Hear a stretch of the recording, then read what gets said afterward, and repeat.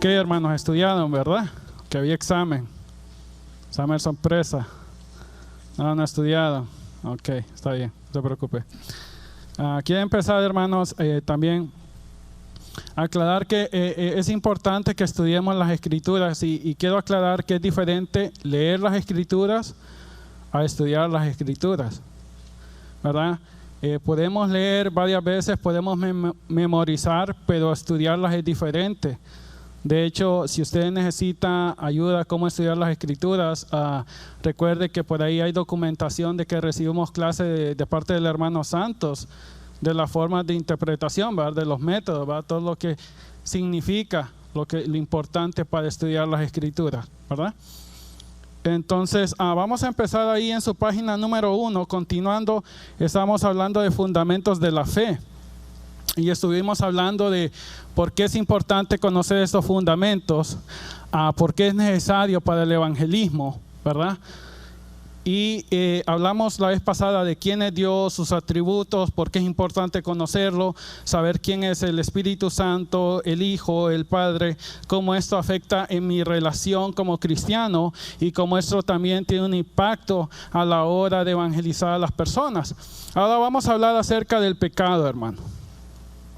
Vamos a hablar del pecado y fíjese bien ahí en su página, en la página número 1 dice, ¿qué es el pecado?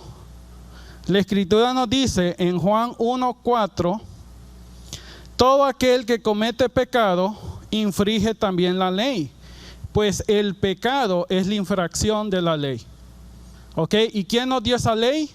Dios. Y es por eso que cuando el salmista David, cuando ha pecado en el Salmo 51, dice, contra ti he pecado, porque quien estableció la ley fue Dios. Es por eso que es importante, hermano, que cuando usted vaya a evangelizar, usted puede cargar los 10 mandamientos en una paginita, así con una lista, y donde usted le diga a la persona, después de que yo me vaya, haga un análisis y busquen esos 10 mandamientos, ¿cuántos mandamientos ha roto usted? Que no se la llene en ese momento, pero dígale, aquí hay 10 mandamientos. Porque revise si usted dice, ha fallado en alguno de ellos. Pero yo no soy asesino.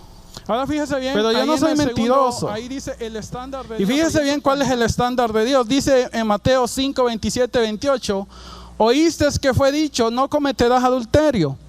Pero yo os digo que cualquiera que mira a una mujer para codiciarla, ya adulteró con ella en su corazón.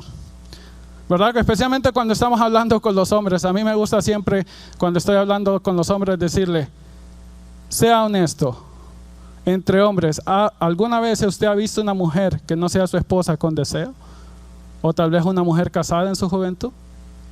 Porque es importante, hermanos, confrontar con la palabra, porque hay gente que realmente quiere buscar excusa de su pecado. Fíjese bien, en el otro versículo dice, 1 Juan 3:15, todo aquel que aborrece a su hermano es homicida, y sabéis que ningún homicida tiene vida eterna permanente en él.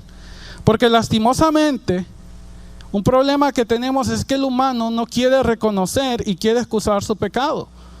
Y es por eso que cuando traemos el evangelio, las personas dicen, pues yo no soy un pecador, o sí soy pecador, pero quiere disminuir su pecado. Entonces es importante que cuando vayamos a evangelizar y transmitir el evangelio, tengamos a la mano estos versículos y de acuerdo a la Escritura, no de acuerdo a nuestros pensamientos, a nuestro raciocinio, sino con el estándar de Dios, miremos que realmente somos pecadores, hermano. ¿Ok? Si sigue leyendo ahí, como subtítulo dice, son todas las personas pecadoras. Es una pregunta, ¿verdad? Porque la pregunta es, ¿son todos pecadores, hermanos? ¿Somos todos, absolutamente todos pecadores? ¿O habrá gente buena? Porque hay mucha gente que dice, no, pero la gente que es buena y no cree en Dios se va a ir al infierno. Está condenada. Vamos a ver lo que dice la Escritura, no nuestra opinión. Dice Romanos 3:9, que pues somos mejores que ellos. En ninguna manera, pues ya hemos acusado a judíos y a gentiles que todos están bajo pecado. Aquí Pablo dice, ¿verdad? Gentiles y judíos todos están bajo pecado. En el siguiente, en el 10 dice, como está escrito, no hay justo ni aún uno. Aquí lo que está haciendo el apóstol Pablo es citando la escritura que está en el Antiguo Testamento. ¿Se acuerda que hablamos en la clase pasada? Toda escritura es inspirada por Dios. ¿Ok? Entonces, muchas veces los apóstoles, por la guía del Espíritu Santo, citaban constantemente el Antiguo Testamento. Y ahí en paréntesis tiene, entre otros versículos, Eclesiastes 7:20 se refiere a eso, a que nadie busca al Señor.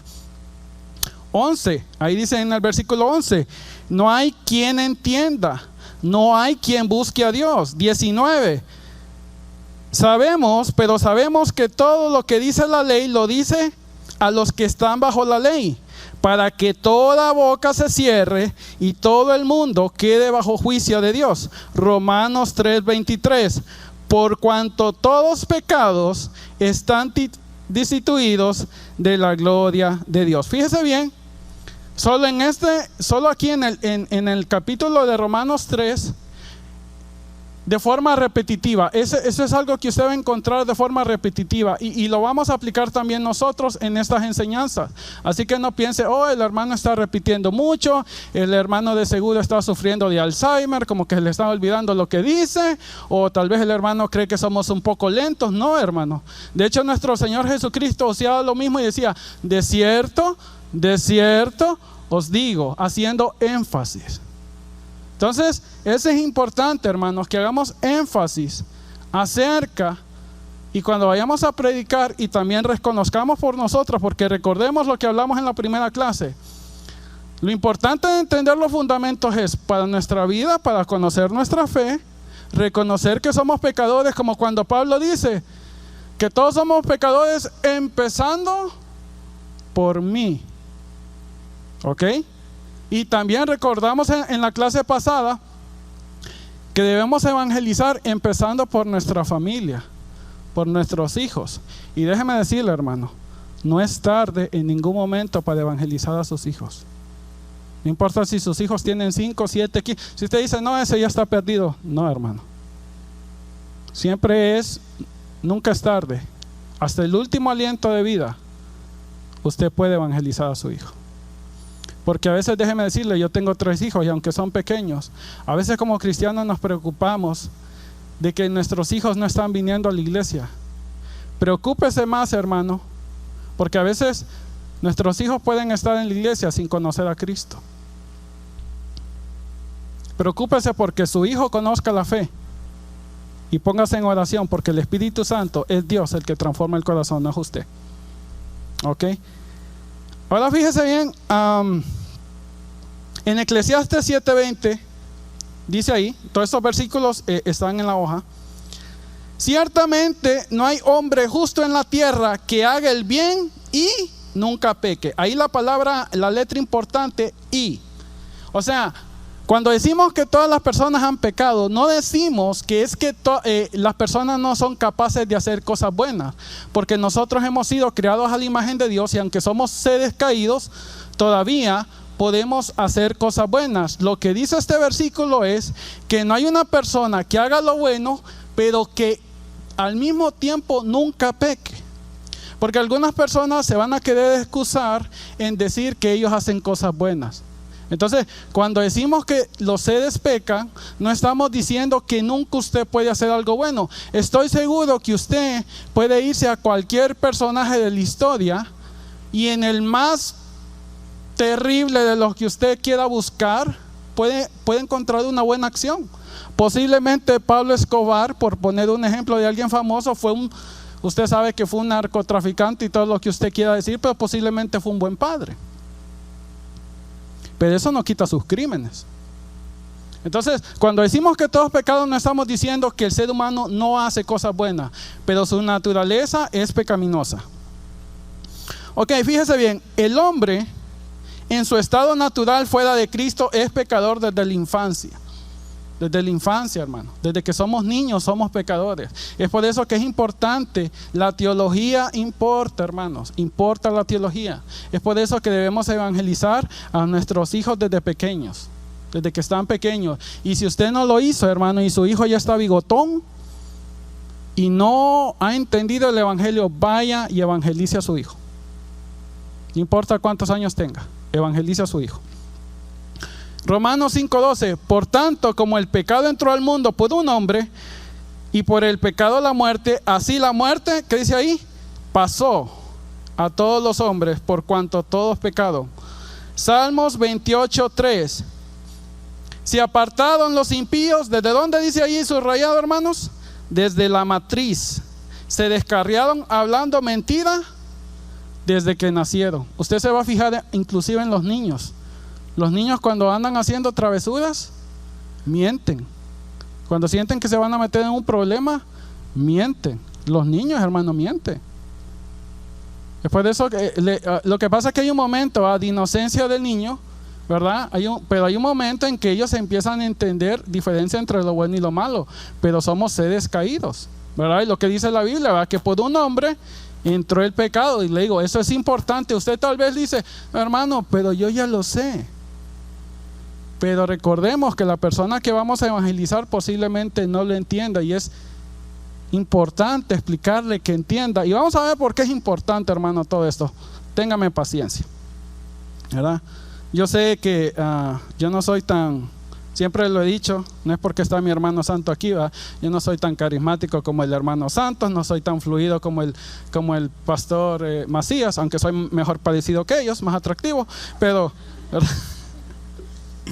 Con bromas, hermano. Estoy tratando de ser simpático. No está en mí.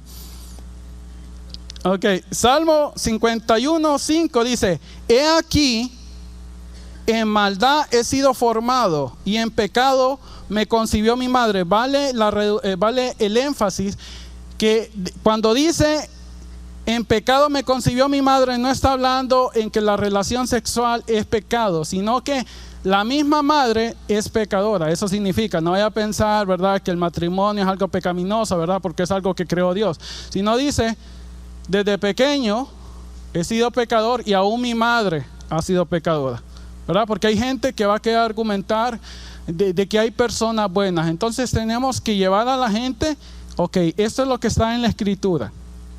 ¿Qué opina usted? ¿Verdad? Siempre hay que traer las personas a la palabra, A veces vamos a ver en una clase de cosas que hemos aprendido cuando platicamos con las personas y queremos comunicar el evangelio. Una técnica que yo creo que ayuda mucho es tener las escrituras a mano y enseñarle, ok, usted dice que es buena persona, sí, pero la escritura dice esto. ¿A quién le creo? ¿A usted o al Altísimo que está ahí arriba?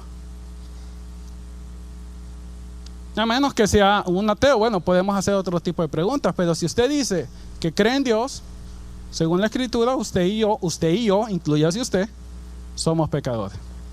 ¿Ok? Génesis 8:21. Y el Señor percibió el aroma agradable y dijo el Señor para sí: nunca más volveré a maldecir la tierra por causa del hombre. Porque la intención, fíjese bien, porque la intención del corazón del hombre es mala desde su juventud, desde que somos jóvenes. Entonces es importante cuando usted está compartiendo la palabra con un joven, ¿verdad? Desde joven somos pecadores, hermano, desde jóvenes.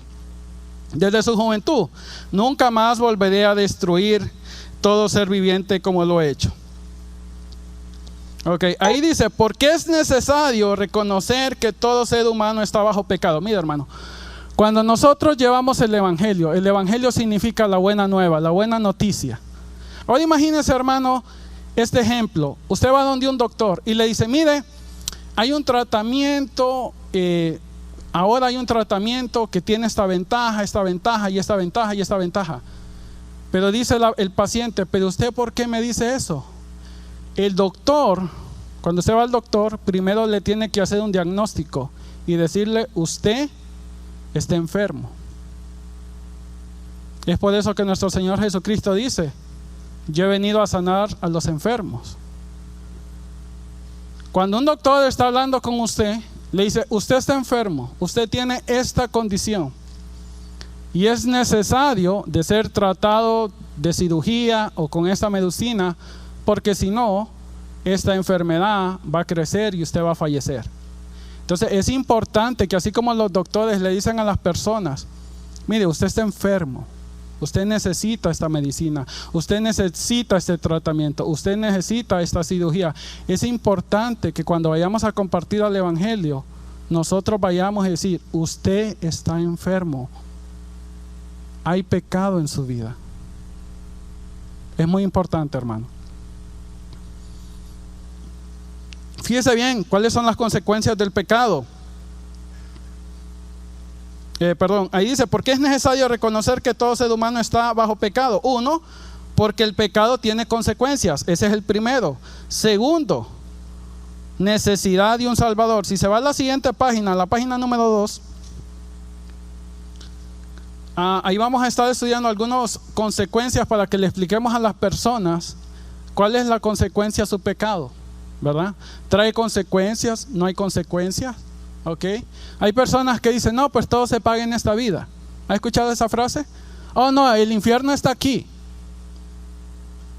No, pues ya se murió y no pasa nada más, ¿verdad? Entonces tenemos que confrontar, porque esas ideas las vamos a encontrar. A veces yo me he encontrado esas ideas a veces con familiares o personas que usted le está compartiendo y tienen este tipo de ideología. Y al final nosotros tenemos que preguntarle, ¿en qué se basa su opinión? ¿En las Escrituras o en su propia filosofía? ¿Verdad? Porque la mayor parte de personas que nosotros vamos a evangelizar muchas veces van a confesar de que ellos creen que hay un Dios o van a decir que existe un Dios. Ok, vamos a dar algunas ayudas para cuando por ahí nos salga algún ateo. Pero la mayor parte de las personas que nosotros vamos a evangelizar, la mayor parte claman decir que creen en un Dios. Entonces, pero yo me he encontrado gente que dice creer en un Dios, pero a veces dice, no, el infierno aquí está. No, aquí todo se paga. ¿Ok? Entonces fíjense bien, consecuencias del pecado. Romanos 6:23, porque la paga del pecado es muerte, mas la dádiva de Dios es vida eterna en Cristo Jesús. Muerte también significa separación, ¿verdad? Juan 8:34, Jesús les respondió, en verdad os digo que todo que comete pecado es esclavo del pecado, ¿verdad? Por eso hay muchas personas que son esclavos a su vicio. De hecho, hay muchas personas que sufren de alcoholismo o que sufren de la droga y ellos en su mente quisieran dejar esto. O hay personas que están sufriendo algún pecado, tal vez con la pornografía, con la lujuria. Hay personas que están en su mente, reconocen, pero se han vuelto esclavos del pecado, ¿verdad? Entonces las consecuencias del pecado, somos esclavos del pecado también. Santiago 1:15, después cuando la pasión ha concebido, da luz al pecado, y cuando el pecado es consumado, engendra la muerte. Lucas 13:28, ahí será el llanto y crujir de dientes, cuando veáis a Abraham, a Isaac, a Jacob y a todos los profetas en el reino de Dios, y vosotros estáis ¿qué? Excluidos. Fíjese bien, dice, ahí será el llanto y crujir de dientes, y dice, y verás. O sea que va a haber conciencia. No hay tal cosa como hay unas personas que dicen, no, cuando usted se muere no hay conciencia. Es por eso le dije, hermano, que es importante conocer las Escrituras, entender las Escrituras, porque aunque usted no conozca, por ejemplo, lo que usted dice, oh hermano, pero yo no conozco lo que enseñan los testigos de Jehová, lo que enseñan los mormones. Cuando usted conoce las Escrituras, hermano, está suficientemente armado con la espada para poder responder a ese montón de herejías. Recuérdese que ellos creen, no, es que después de la muerte uno está en un estado de inconsciencia, no hay infierno y todas estas cosas. ¿Ok? Entonces hay sufrimiento. Fíjese bien, en esos dos versículos que vamos a leer, Apocalipsis 20:10 y abajo está Mateo 25:41, los dos lo vamos a relacionar. Dice lo siguiente, Apocalipsis 20:10, y el diablo que los engaña fue arrojado al lago de fuego y azufre, donde también está la bestia y el falso profeta, y serán ¿qué? Atormentados de día y noche por los siglos de los siglos. Dice, van a ser atormentados. Pero alguien dirá, bueno, pero es que eso está hablando del diablo, el falso profeta. Ok, miremos si solo ellos. Mateo 25:41. Entonces dirá también a los de su izquierda: apartaos de mí, malditos, ¿al fuego qué? Eterno, que ha sido preparado ¿para quién? Para el diablo y sus ángeles. Es el mismo lugar, y ese lugar es de tormento eterno. O sea que si alguien quiere decir, no, es que eso se refiere nomás al diablo y al falso profeta. No, aquí Mateo nos dice que vamos a ir, que esas personas al lado izquierdo van a ese mismo lugar que fue preparado para el diablo y para sus ángeles, y van a estar ahí, según Apocalipsis, en un tormento eterno. Alguien me dijo una vez, no es correcto estar provocando temor en las personas. Nosotros no queremos provocar temor en las personas, porque déjeme decirle que hay personas que no le sienten temor, a pesar de que ellos dicen, bueno, y si me lastimo no importa. El evangelismo, hermano, no es querer causar temor en las personas, pero si usted ama a su prójimo, ¿verdad? Así como el doctor. No es la mala intención del doctor, el doctor decir, ay, no le puedo decir que tiene una enfermedad terminal que va a acabar con él en 6 meses. No puedo decirlo. El doctor tiene que ser honesto y decirle, si usted no se trata, usted va a perder su vida. No es que yo lo quiera asustar. Entonces debemos ser claros y transmitir que hay una consecuencia a nuestra rebeldía y a nuestro pecado y en nuestra naturaleza caída. Debemos explicarle a las personas que hay una consecuencia, porque está establecido que los hombres mueran una vez y después juicio. No hay tal cosa que reencarnación, que el karma y todas esas cosas. Yo me acuerdo una vez estando en el aeropuerto, una señora se enojó conmigo porque tenía que bajarle algo a la maleta, porque pesaba más de las 50 libras. Y la señora molesta conmigo me dijo, ¿tú sabes lo que es el karma? Así me dijo. Hay personas que creen en el karma, ¿verdad? Pues esas creencias no son cristianas. ¿Ok? Pero mucha gente así le va a decir, el karma. ¿Ok? No, los hombres mueren una vez. No hay tal cosa que reencarnar y irnos purificando y esa transición, no de acuerdo a las escrituras. Ok. Mira, hermanos, es súper importante enseñar el evangelio. Es la buena nueva que gracias al sacrificio de Jesús tenemos paz para con Dios y el perdón de pecados, y no caer en el siguiente error. Fíjese bien, hermano, porque es importante entender los fundamentos. A veces, y me incluyo yo, cometemos el error cuando vamos a evangelizar, y quiero que me preste mucha atención. Cometemos el error de que cuando vamos a evangelizar, no evangelizamos. A veces lo hacemos sin mala intención, pero a veces, hermanos, vamos donde las personas y decimos, oh, mire, venimos aquí a hablarle de Cristo, porque mire, y empezamos a contar nuestros testimonios y empezamos a compartir, y no me malentienda con lo que voy a decir, empezamos a compartir las maravillas que Dios ha hecho en nuestra vida. Oh, yo tenía un matrimonio deshecho y ahora en Cristo ya me reconcilié con mi esposa. Porque mucha gente va a decir, bueno, usted no necesitaba a Cristo, usted necesitaba un consejero matrimonial. Usted va y dice, no, mire, yo antes era un borracho y ahora en Cristo ya no soy un borracho. Bueno, pero yo no soy borracho. Qué bien, pero yo no soy borracho, y si fuera borracho no necesito a Cristo. Solo me voy donde los alcohólicos anónimos. Entonces a veces cometemos el error, hermano, y lo vamos a ver en muchas situaciones. Yo no digo que no hay momento, hermano, para testificar lo que Dios ha hecho en nuestra vida. Yo he pasado aquí para testificar cuando Dios ha mostrado su mano. Creemos en la sanidad, creemos en la restauración de la persona, en la restauración de la familia, en la nueva criatura que Dios crea. Creemos en milagros, hermano, pero el evangelio, y es peligroso, hermano, porque a veces usted, inclusive en grupos no cristianos, usted va a escuchar que ellos dicen, oh, en esta religión he encontrado una familia. Ese no es el evangelio. El evangelio es la buena nueva. ¿Cuál es la buena nueva? Que hay una enfermedad en nosotros, que es el pecado. y hay una solución, que es bajo la sangre de nuestro Señor Jesucristo. Ese es el Evangelio. Hay momentos, hermanos, para compartir las maravillas y contar las maravillas que Dios ha hecho en nuestra vida. Hay personas que dicen, ¿sabe qué? Yo estaba sufriendo una enfermedad y fui sanado. No me malentienda que no hay momentos para comunicar eso, para decir, yo tenía un matrimonio destruido. Hay momentos para eso. Pero el Evangelio, hermano, por eso va a ver usted muchas iglesias que eso es lo que predica.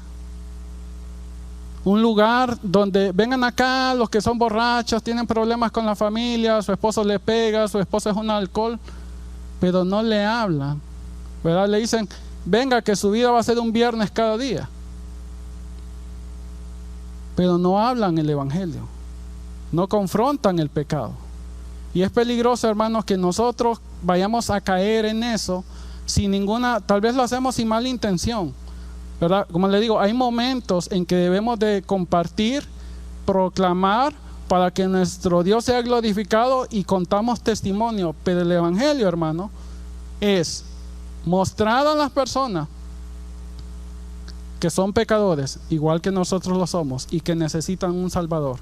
Y sin la sangre y sin el sacrificio de nuestro Señor Jesucristo, está perdido. Y no hay formas que por Él mismo se pueda salvar. Ese es el Evangelio. No de que Dios es el genio de la lámpara maravillosa para que complazca todos sus deseos y sus caprichos. No para que Dios simplemente le arregle su matrimonio que está a punto del divorcio. No, hermano, ese no es el Evangelio. ¿Ok? De hecho, quiero compartirlo. Yo una vez estaba escuchando un testimonio y es muy famoso este lugar. Yo no le llamo iglesia, pero es un grupo de brasileños. Ya me imagino que usted ya se imagina quiénes son, si lo ha escuchado. En el nombre de Jesús usted va a parar de sufrir. Sí, son bien famosas, hermano, y muchas personas caen en esto, ¿verdad? Aunque yo creo que hay gente de fe, pero en general creo que es una falsa doctrina.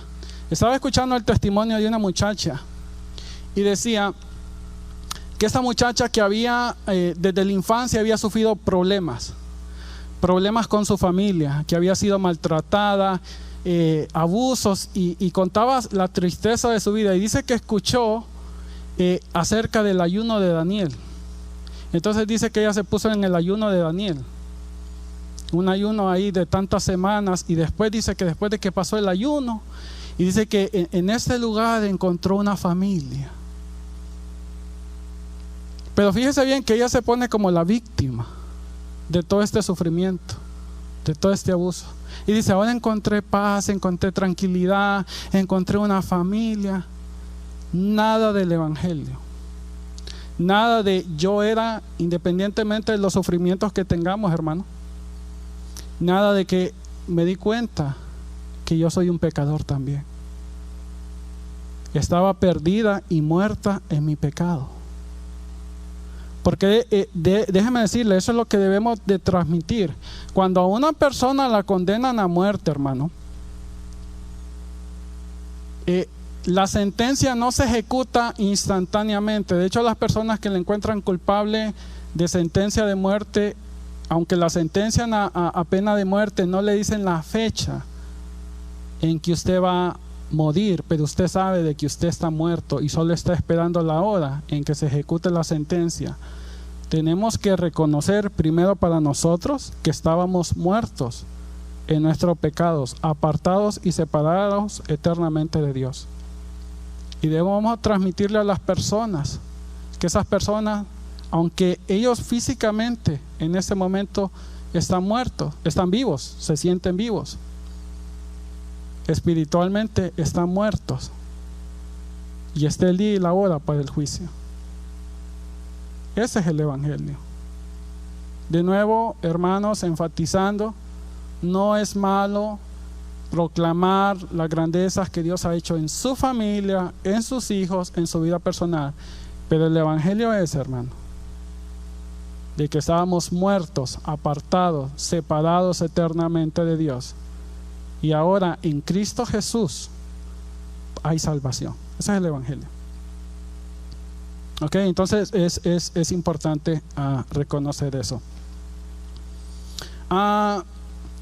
Vamos a hablar un poquito, hermanos, de la regeneración o el nuevo nacimiento. Vamos a leer rápido este pasaje, hermanos. Dice en Juan 3, dice, ¿verdad? Porque le recomiendo, hermanos, eso lo vamos a seguir viendo en una clase que vamos a tratar de los métodos que usamos o ciertos errores de no cometer ahí, evangelizar a las personas, porque a veces nosotros vamos y le preguntamos a la gente y decimos, mire, somos de tal grupo cristiano, quiero hacerle una pregunta, ¿usted va a la iglesia? Sí, yo voy a la iglesia. Ok, está bien, ya me voy al siguiente vecino. Nunca pregunta, hermano, a una persona, nunca le diga, ¿usted va a la iglesia? Y asuma de que porque va a la iglesia. O después le diga, ¿y a qué iglesia es? Es protestante, está bien, hermano en Cristo. No. Y es por eso que el evangelio debe ser proclamado aún en la misma iglesia, en todo momento. Yo he estado perdido dentro de la iglesia, hermano. Yo he estado asistiendo a la iglesia por mucho tiempo y totalmente divorciado y totalmente en rebelión de Dios.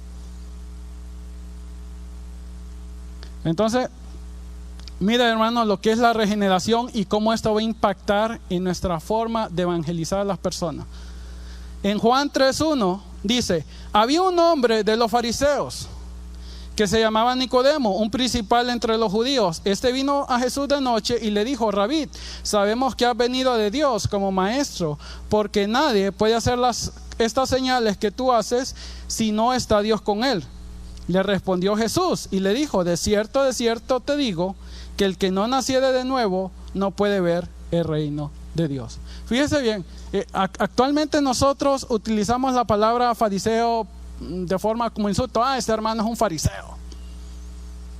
Pero tienen que recordar que un fariseo era un conocedor de la palabra y de las escrituras. De hecho, Pablo Podejo dice, fariseo de fariseos.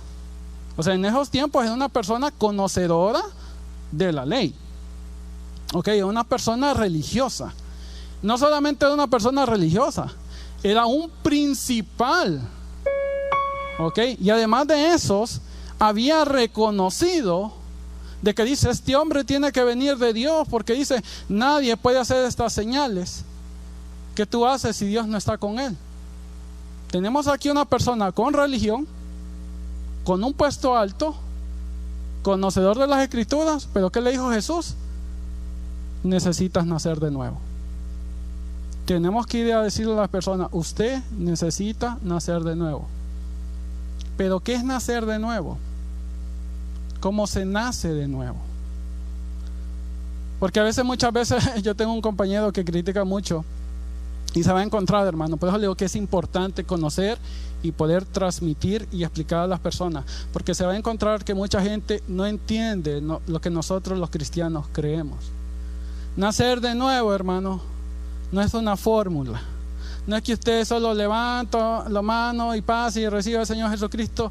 No solamente eso. Es por eso que mucha gente critica y dice, es que ustedes dicen que solo tienen que levantar la mano, recibir al Señor Jesucristo y yo soy salvo y puedo vivir mi vida como yo quiero. No es eso, hermano. Vamos a ver aquí lo que es el nuevo nacimiento y por qué es importante que lo entendamos. Fíjese bien, cuando Nicodemo le dice, ¿cómo se puede hacer esto, verdad? ¿Cómo un hombre puede de nuevo volver? Y usted sabe, ¿verdad? Toda la historia, espero que lo sepa, ¿verdad, hermano? Entonces, ahí en el 6 le dice, lo que es nacido de la carne, carne es, y lo que es nacido del espíritu, espíritu es. Respondió Nicodemo y le dijo, ¿cómo puede hacer esto? 10.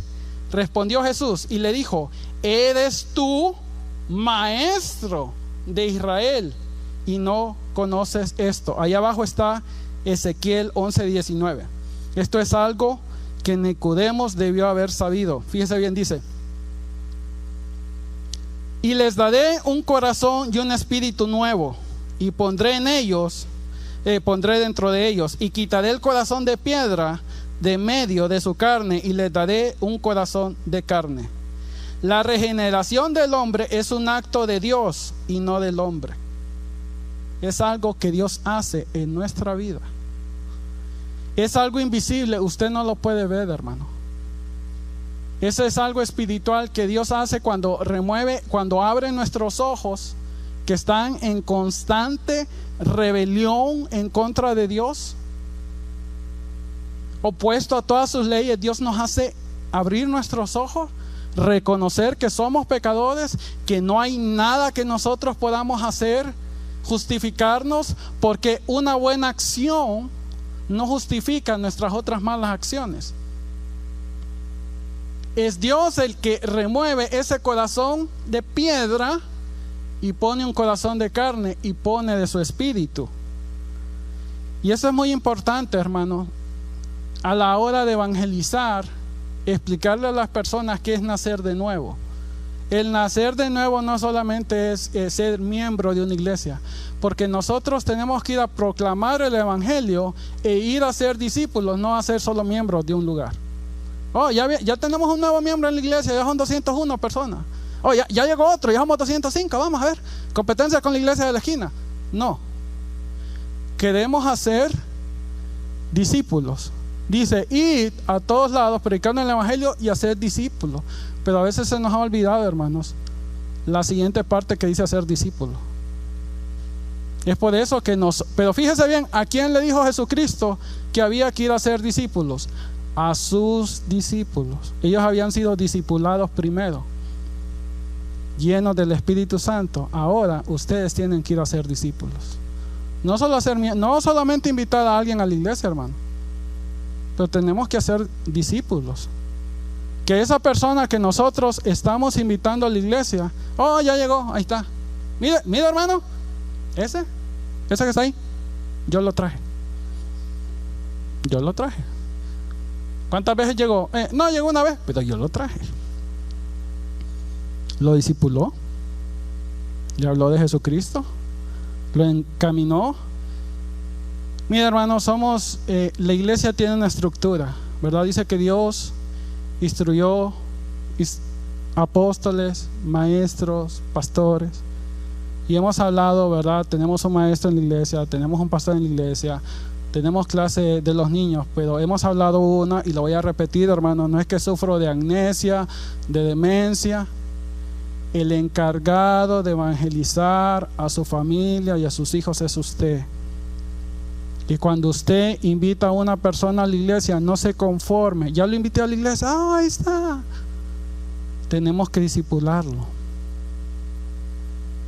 Porque el pastor no puede estar en todos lados. Nuestro hermano Santos no puede estar en todos lados.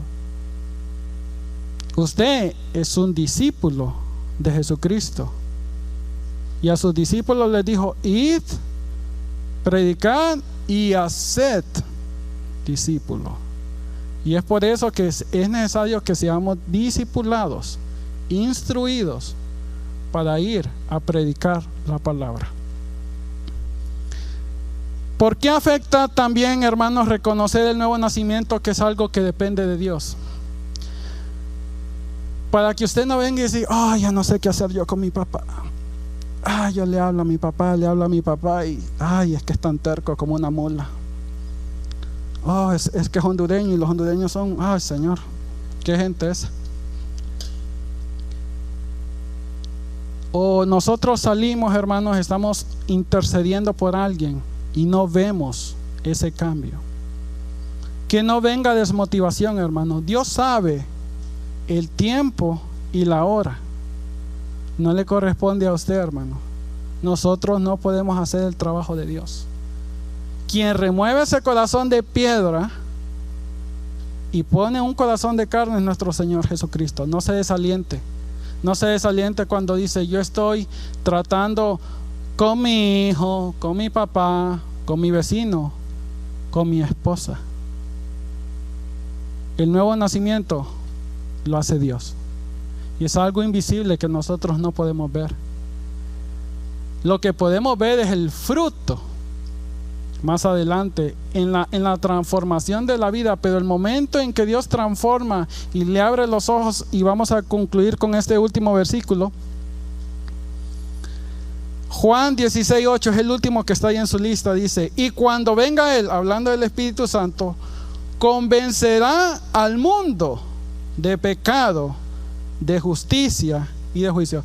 Es el Espíritu Santo, no es usted, hermano. No es usted con su elocuencia, con su carisma, con su forma simpática de ser, que usted es muy fluido. No, hermano. Si lo desechado del mundo, bueno, si no está ahí, perdón, ahí si se escapó, hermano, si no lo encuentra ahí, no se preocupe, no es su vista, te da un problema ahí de impresión. A veces cometo errores, hermano, para demostrar que no soy perfecto. Entonces, ok, para que lo tenga ahí por si no lo tiene, dice Juan 16:8, y cuando Él venga convencerá al mundo de pecado. Es el Espíritu Santo. Es importante, hermano, para que nunca se desmotive a la hora de evangelizar. Dice, oh, yo voy a tocar las puertas, pero cada vez que voy a tocar la puerta nos cierran la puerta, le suben a la tele y más le suben a la canción de Paquita, la del barrio. No descanse, hermano. Oh, es que yo no tengo fluidez de palabra y yo soy medio tímido, hermano. Gloria a Dios, hermano, para que no se lleve ninguna gloria a usted. Porque es peligroso cuando tenemos alguna cualidad pensar, oh, sí, claro, hay que evangelizar, hermano. Yo voy. No me preocupe, yo voy. No es usted, hermano, es el Espíritu Santo. Voy a terminar con esto. Hay un gran predicador apologista que acaba de morir, no sé si usted lo conoció, se llama Ravi Zacharias. Ese muchacho fue crecido en la India y estaba en un hospital porque quería suicidarse, y alguien fue y dejó una Biblia, y él leyó en la Biblia que dice, porque yo vivo, vosotros viviréis. Esa palabra fue suficiente para transformar la vida de este hombre. Este hombre ha hablado en las universidades de Princeton, evangelista, apologético increíble. Si usted lee si usted busca a Ravi Zacharias y el ministerio tan enorme de este hombre, porque alguien un día dejó una Biblia, ni siquiera le habló. El mismo espíritu que había en Pablo, que había en Pedro, está en nosotros. Es el mismo espíritu, y la mano de Dios no se ha cortado.